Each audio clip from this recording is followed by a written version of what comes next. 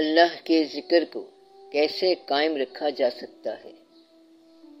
بزرگوں نے فرمایا ہے کہ جو دم غافل سو دم کافر، تو انہوں نے کہا کہ یاد کو یا ذکر الہی کو صرف کسی خاص وقت میں کرنے والا ایسے حادثے سے دوچار ہو جاتا ہے کہ جب اس کا رخصت ہونے کا وقت ہو تو ایسا ہو سکتا ہے کہ اسے کلمہ یاد نہ رہے۔ اس لیے کہتے ہیں کہ کوئی دم غافل ہونا ہی نہیں چاہیے۔ اس لیے انہوں نے پاس انفاس کے ذریعے اللہ کا ذکر جاری رکھا تاکہ جس وقت بھی سانس ختم ہو اللہ کے ذکر میں ختم ہو۔ اگر کلمہ پڑھا تو ساری عمر پڑھتے ہی رہے، درود شریف شروع کیا تو پڑھتے ہی گئے، اور استغفار شروع کی تو استغفار کرتے ہی گئے۔ اس لیے یہ کہتے ہیں کہ آپ جس حالت میں ممکن طور پر رخصت ہونا چاہیں اس حالت کو ابھی سے اختیار کر لیں، اور جس حالت میں انسان رخصت ہوگا اسی حالت میں اٹھایا جائے گا۔ گویا کہ جس حالت میں آپ آخری وقت اٹھنا چاہتے ہیں اسی حالت میں مرنا پسند کریں، اور جس حالت میں مرنا چاہتے ہیں اس حالت میں زندگی گزارنا شروع کر دیں۔ پھر آپ کی موت حادثاتی موت نہیں ہوگی۔ ایک بزرگ سے کسی نے پوچھا کہ یہ جو ہم استغفار پڑھتے ہیں تو پھر بھی گناہ ہو جاتا ہے، ایسے میں ہم کیا کریں؟ انہوں نے فرمایا کہ بات یہ ہے کہ اکثر استغفار اس لیے پڑھتے رہا کرو تاکہ تم حالت استغفار میں مرو اور کہیں حالت گناہ میں نہ مرنا۔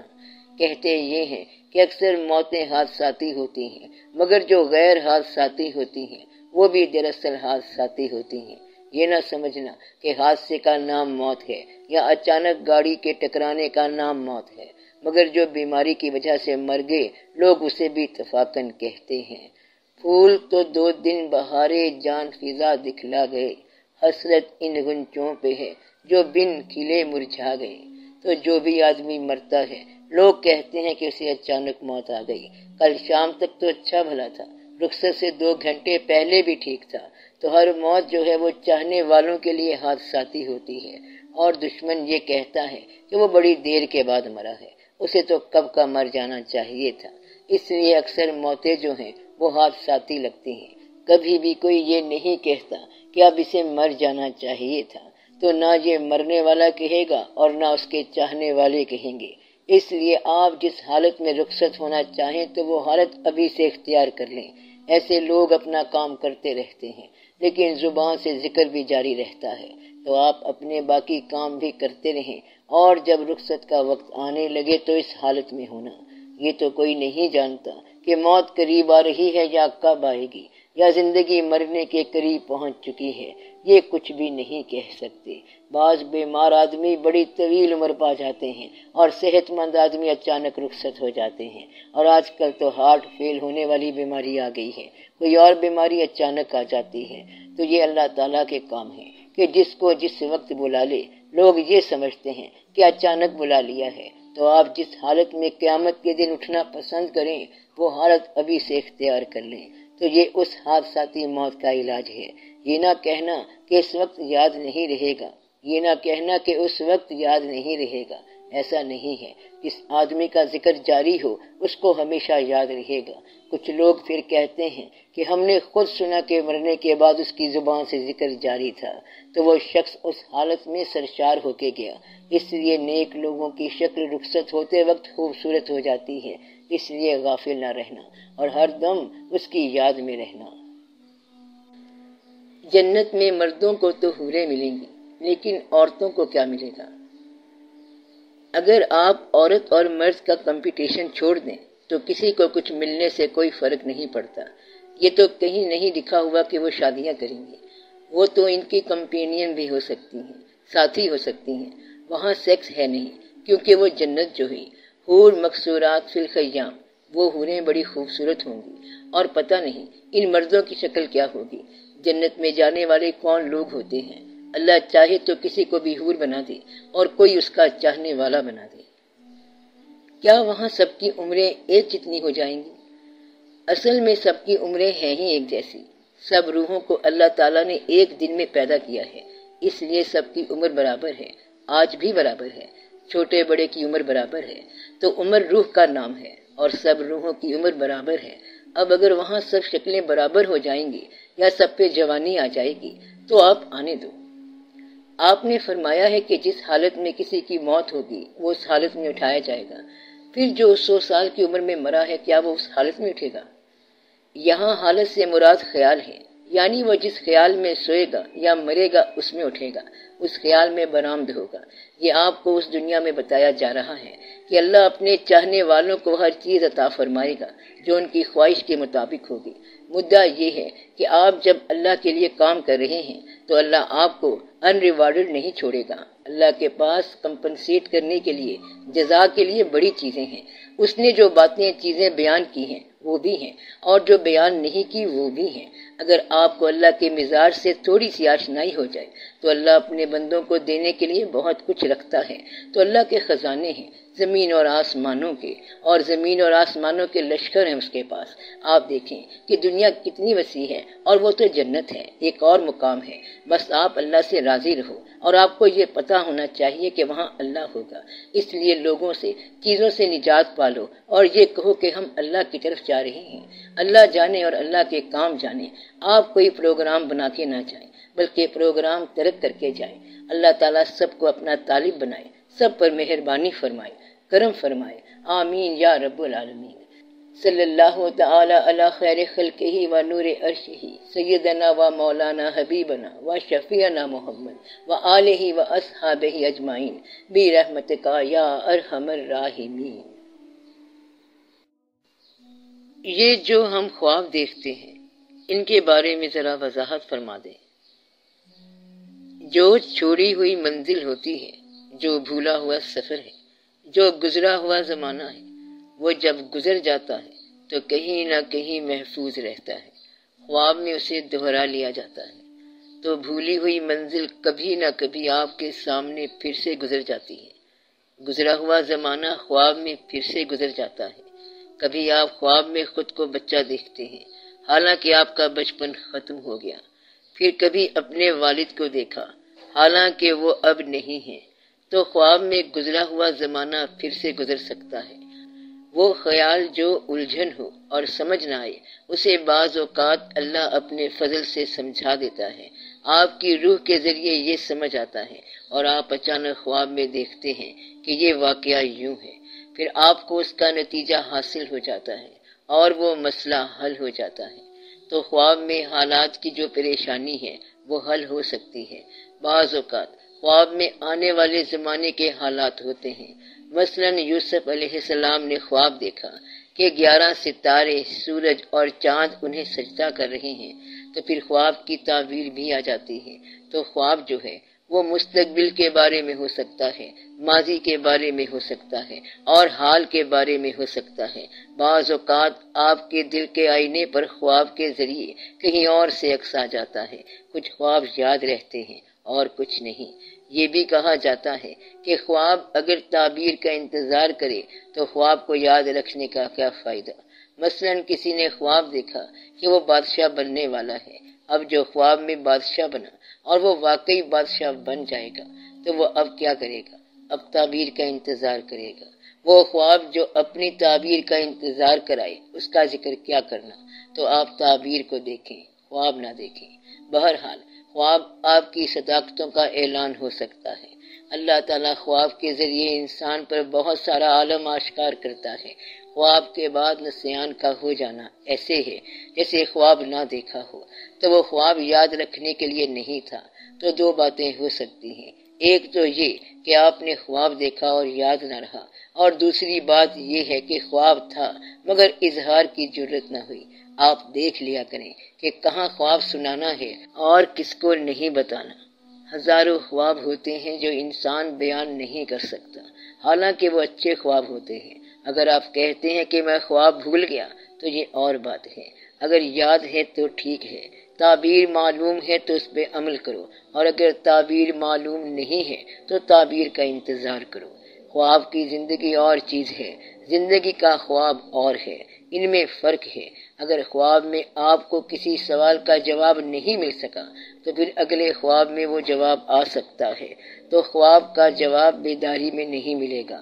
خواب کی بات کو خواب تک رکھو، اس کا مقام اور ہے اور زندگی کا مقام اور ہے۔ اگر آپ نے خواب میں اپنے آپ کو مرا ہوا دیکھا تو آپ کو مبارک ہو، اب اس کا خوف نہ کرنا، کانپنے نہ لگ جانا۔ بعض اوقات ڈراؤنے خواب نظر آتے ہیں، اس کا کیا حل ہے؟ ڈراؤنے خواب کے ذریعے انسان کو بہت سارا کچھ اس پر آشکار ہوتا ہے۔ بعض اوقات انسان خود کو عابد سمجھتا ہے، لیکن اصل میں وہ ہوتا نہیں ہے، پھر اسے ڈراؤنے خواب سے بات سمجھ آتی ہے۔ بعض اوقات رزق میں ملاوٹ پیدا ہو جاتی ہے تو ڈراؤنے خواب نظر آنے لگ جاتے ہیں۔ اچھا خواب بڑی عطا ہے، یہ رزق کی قسم ہے۔ بعض اوقات معدہ زیادہ سٹف ہو جائے، بھر دیا جائے تو ڈراؤنے خواب آتے ہیں۔ بعض اوقات یہ آنے والے وقت کے بارے میں اطلاع ہوتی ہے۔ جب خواب ڈراؤنے ہونے لگ جائیں تو آپ باوضو ہو کے سو جایا کریں۔ نیند کو عبادت بنانے کا آسان طریقہ یہ ہے کہ آپ باوضو ہو کر سو جایا کریں۔ درود شریف پڑھ کر سوئیں تو ڈراؤنے خواب نہیں آئیں گے۔ ڈراؤنا خواب ایک وارننگ ہے کہ آپ کی زندگی میں کوئی پیچیدگی ہے۔ یہ پیچیدگی خوراک کی شکل میں ہو سکتی ہے، رزق کی شکل میں ہو سکتی ہے اور آپ کے ساتھیوں کے کردار کی شکل میں ہو سکتی ہے۔ تو یہ تین چیزیں ہیں جو ڈراؤنے خواب کی وجوہات ہیں، یعنی آپ کے رزق کا معاملہ صحیح نہیں ہے، جو خوراک آپ نے کھائی وہ صحیح نہیں ہے اور آپ کے ارد گرد آپ کے ساتھیوں میں پاکیزگی نہیں ہے۔ ان باتوں کا خیال رکھیں تو ڈراؤنے خواب نہیں آئیں گے۔ ہم ایمان تو رکھتے ہیں مگر پھر کبھی اللہ کریم کے بارے میں سوچ بھی آ جاتی ہے کہ وہ دور ہے یا بہت قریب ہے۔ یہ آپ پر ایک دور گزر رہا ہے کہ اللہ کبھی قریب ہے اور کبھی دور ہے۔ زد میں ہوتے ہیں گاہ یہ افلاک، گاہ میں دم بخود ہوں مسئلے خاک۔ تو کبھی آسمان زیر قدم ہے اور کبھی زمین سر کے اوپر آئی ہوتی ہے۔ کبھی آپ مالک ہوتے ہیں اور کبھی آپ کی کوئی ملکیت نہیں ہوتی۔ کبھی خدا بہت قریب ہوتا ہے اور کبھی کچھ بھی قریب نہیں ہوتا۔ کبھی ساری دنیا اپنی ہوتی ہے اور کبھی اس دنیا میں کوئی اپنا ہے ہی نہیں۔ تو یہ انسان کے درجے ہیں۔ پھیلتا ہوں کبھی سمٹتا ہوں، بام بدر سے کبھی لپٹتا ہوں۔ گاہ کلزم ہوں گاہ قطرہ ہوں، گاہ ذرہ ہوں گاہ صحرا ہوں۔ آسمانوں کو چیر جاتا ہوں، جہاں ممکن ہے سر چھپاتا ہوں۔ گاہ پربت بھی چل کے آیا ہے، میرا سایہ بھی گاہ پر آیا ہے۔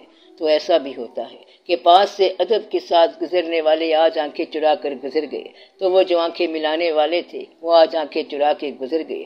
تو یہ وقت بھی آتا ہے، یہ انسانی درجے ہیں۔ وہ جو بےتاب رہا کرتے تھے آج نہیں ملے، اس گلی سے چکر لگا کے بیزار ہو کے پھر چلا گیا۔ انسان کبھی کبھی اپنے کارناموں سے بیزار ہو جاتا ہے۔ یہ اللہ کی بات نہیں ہے بلکہ آپ کے پھیلاؤ کی بات ہے۔ پھیلنا اور سمٹنا تمہارے ہی نام ہے۔ جس طرح ریشم کا کیڑا ریشم بنانے کے بعد اپنے آپ سے بیزار ہو جاتا ہے۔ دنیا کی محفلوں سے اکتا گیا ہوں یا رب، کیا لطف انجمن کا جب دل ہی بجھ گیا۔ اور پھر وہ یہ کہتا ہے کہ شہرت سے بھاگتا ہوں اور دل ڈھونڈتا ہے میرا ایسا سکوت جس پر تقریر بھی فدا ہو۔ تو کبھی کبھی اس کا جی چاہتا ہے کہ آؤ وہاں جا کے ڈیرے لگائیں، مگر وہاں ڈیرا نہیں لگے گا۔ یہ انسان کا مزاج ہے، یہ خدا کے درجے نہیں ہیں بلکہ یہ آپ کے درجے ہیں۔ اس لیے سوچ کا ہونا صاحب ایمان کے لیے مبارک ہے۔ یہ دونوں سوچیں صحیح ہیں کہ کبھی خدا قریب ہے اور کبھی خدا دور ہے، کبھی خود ہی چل کے آتا ہے اور کبھی ہم اس کو خود بلاتے پھرتے ہیں۔ There was a time، ایسا وقت تھا جب ہمارے پاس ڈیمانڈ نہیں تھی، تقاضا نہیں تھا، اور اللہ نے کہا کہ جنت میں رہو۔ اس نے ہمارے مانگنے سے پہلے جنت دے دی اور اب مانگ مانگ کے مرتے جا رہے ہیں۔ اب دوزخ کا ذکر بھی ساتھ ہے۔ اب یہ دقت والی بات ہے، پہلے خود جنت دے دی اور شعور بھی دے دیا۔ وہ شعور ایمان سے کمزور تھا۔ اگر ایمان مضبوط ہوتا تو اللہ نے کہا تھا کہ اس درخت کے قریب مت جانا۔ شعور تو یہ سوچ دے گا کہ اللہ نے کیوں کہا ہے کہ اس درخت کے قریب مت جاؤ، چلو جا کے دیکھو۔ یہ دن آ گیا اور آپ جا کے دیکھتے ہیں، اور وہ منزل جو آپ کو اوریجنلی عطا ہوئی تھی وہاں تک جانا مشکل ہو گیا ہے۔ جنت کی تعریف کیا ہے؟ ایسی منزل جس کو کھونے کے بعد اس کی تلاش ہو۔ جنت ہمیشہ گم رہتی ہے، اس کے ملنے کی تمنا رہتی ہے۔ ملتا محبوب ہے اور ایمان کے حوالے سے محبوب خدا صلی اللہ علیہ وآلہ وسلم ملتے ہیں، اور محبوبوں کے محبوب آپ صلی اللہ علیہ وآلہ وسلم ہیں۔ جب اللہ کے محبوب صلی اللہ علیہ وآلہ وسلم کے ساتھ محبت ہوئی تو اللہ سے دوستی ہو گئی۔ آپ اللہ کے محبوب صلی اللہ علیہ وآلہ وسلم کا تذکرہ کرتے جائیں تو دماغ کا اور شعور کا ایمان کے بعد ہونا ایک نیک دلیل ہے۔ ایمان سے پہلے شعور کا ہونا ذرا مشکل ہے۔ ابو جہل کے پاس شعور تھا لیکن ایمان نہیں تھا، تو اس ابو الحکم کا نام ابو جہل ہو گیا، ورنہ تو وہ دانائی والا تھا، حکمت والا اور علم والا تھا، مگر خدا کو نہ سمجھ سکا، ساتھ ہونے والے واقعے کو نہ پہچان سکا، اور پھر نام ابو جہل پڑ گیا۔ جب سرحدیں مقرر ہو جائیں تو پھر ذہن کا سوچنا اچھی بات ہے، تو آپ ان حدود میں رہ کے سوچیں۔ حدود یہ ہیں کہ آپ کا قیام تھوڑی دیر کے لیے ہے، ہونے سے نہ ہو جانا ہے۔ آپ کی چاہتیں بڑی محدود ہیں، آپ کی نفرتیں بڑی محدود ہیں، آپ کے غصے بڑے محدود ہیں، آپ کے پیسے بڑے محدود ہیں، بلکہ آپ کی ہر شے بڑی محدود ہے۔ آپ بہت کمزور ہیں، آپ کی گرفت بھی مضبوط نہیں ہے، کمزور ہے۔ جس چیز کو آپ اختیار میں رکھنا چاہتے ہیں، کچھ عرصے بعد آپ اس سے بیزار ہو جائیں گے۔ آپ نے جو چیز پکڑ کے سامنے بٹھا لی ہے، ایک وقت آئے گا کہ اس سے بھاگیں گے، چاہے آپ کا بچہ ہو۔ کچھ دیر بٹھانے کے بعد کہیں گے کہ یہاں سے جاؤ، ہر شے کو جانا ہے۔ اپنی گرفت سے انسان خود آزاد ہو جاتا ہے، تو آپ سب چلنے دیں، دریا جدھر جاتا ہے جانے دیں، اور آپ ایمانداری میں رہیں۔ بچپن میں سنا تھا کہ کسی کا دل نہ دکھاؤ، کیونکہ اس سے عرش کے کنگرے ہل جاتے ہیں۔ بچپن میں انسان ایجوکیٹ تو ہو سکتا ہے، لیکن بعض اوقات انسان بچپن میں اِل ایجوکیٹ بھی ہو سکتا ہے۔ اس کی غلط فیڈنگ ہو سکتی ہے، اور اس سے بچانا مشکل ہو جاتا ہے۔ بچپن میں اگر کوئی غلط بات اثر کر گئی تو جب اسے ختم کرنے والا آئے گا تو ختم کر دے گا، جڑ سے اکھاڑ دے گا، تو پھر بچپن گم ہو جائے گا، جوانی بھی گم ہو سکتی ہے۔ اس دنیا میں بعض اوقات عبادتیں گم ہو جاتی ہیں، بندہ کہیں اور جا رہا ہوتا ہے اور اس کا ہاتھ پکڑ کے کوئی اسے کہیں اور لے جاتا ہے۔ بس اللہ رحم کرے اور یہ طوفان نہ آئے۔ انسان بڑا ہی کمزور ہے۔ ایسے لوگ ہیں جو حج کرنے آئے اور وہاں سے ایمان خراب کر آئے، یعنی منزل پہ جا کے انسان محروم ہو گیا، 2-4 ہاتھ جب کے لبے بام رہ گئے۔ تو آپ اللہ سے آخرت کی خیر مانگیں۔ ایک بات ضرور یاد رکھنا کہ بعض اوقات قریب والے بڑا دور ہو جاتے ہیں۔ پاس ہونے والا واقعہ آپ کو بہت دور لے جا سکتا ہے، اور وہ چیز آپ سے جدا بھی کر سکتا ہے۔ وہی آپ کو خدا آگاہ بھی کر سکتا ہے اور محروم دو عالم بھی کر سکتا ہے۔ اگر آپ کے ہاتھ سے سرزد ہونے والا واقعہ ظلم ہوا تو پھر عرش کے کنگرے ہل جائیں گے۔ میاں محمد صاحب رحمت اللہ نے کہا ہے کہ مسجد ڈھا دے، مندر ڈھا دے جو کچھ ڈھیندا، ایک بندے دا دل نہ ڈھائیں، رب دلاں وچ رہندا۔ تو آپ کسی کے دل کو آزردہ نہ کرنا، آپ قریب والے دلوں کو چھوٹی چھوٹی چیزوں اور باتوں سے راضی رکھا کریں۔ یہ مشکل ضرور ہے لیکن انسان کر سکتا ہے۔ آپ قریب والوں کو راضی رکھیں تو دور کا سرمایہ مل جائے گا۔ قریب والوں کو اگر تنگ کرو گے تو دور جا کے محروم ہو جاؤ گے۔ ان لوگوں کی گواہیاں بڑی خطرناک ہوتی ہیں۔ قریب کے لوگوں کی دور کی عدالت میں اپنے خلاف گواہی نہ دلوانا۔ انہوں نے وہاں جا کے رو رو کے پھوٹ کے فریاد کرنی ہے کہ یا اللہ، اس نے دنیا میں میری زباں بند کر رکھی تھی، اب مجھے اجازت دی جائے کہ میں بولوں۔ پھر آپ کے اعضاء بولیں گے اور آپ کے جوارے بولیں گے، تو یہ بھی آپ کے اعضاء اور جوارے ہیں۔ یہ آپ کے قریب والے جو گونگے لوگ ہیں وہاں جا کے ان کی گوائیاں شروع ہو جائیں گی، فصیح البیانیاں شروع ہو جائیں گی، بڑی بڑی تقریریں شروع ہو جائیں گی، اور یہ کہیں گے کہ آپ نے ان کے ساتھ کیا کیا ظلم کیا ہے۔ پھر فریاد کریں گے کہ یا اللہ، تو مالک کل ہے، اس کو بخشنا چاہے تو بخش سکتا ہے، لیکن اس کو تو نے بخش دیا تو میں تجھے انصاف کرنے والا نہیں مانوں گا۔ فریاد ہے یا اللہ، فریاد ہے۔ اس سے پہلے کہ فریادی زبان کھلے آپ اس کو راضی رکھیں، تو آپ قریب والوں کو دور جا کے فریاد نہ کرنے دینا۔ انسانوں کو راضی رکھنا۔ کوئی آدمی کسی دوسرے کے گناہ سے بوجھ کے نیچے نہیں آ سکتا۔ No man can ever be insulted by the action of others۔ تو آپ اللہ کریں، آپ کے اعمال آپ کے ساتھ اور اس کے اعمال آپ کے ساتھ مل کے رہنا چاہیے۔ خیر سے خوشحال رہیں، کائنات آباد رکھیں، اللہ آپ لوگوں کو آباد رکھے۔ دھیان کے ساتھ یہ سفر کرو۔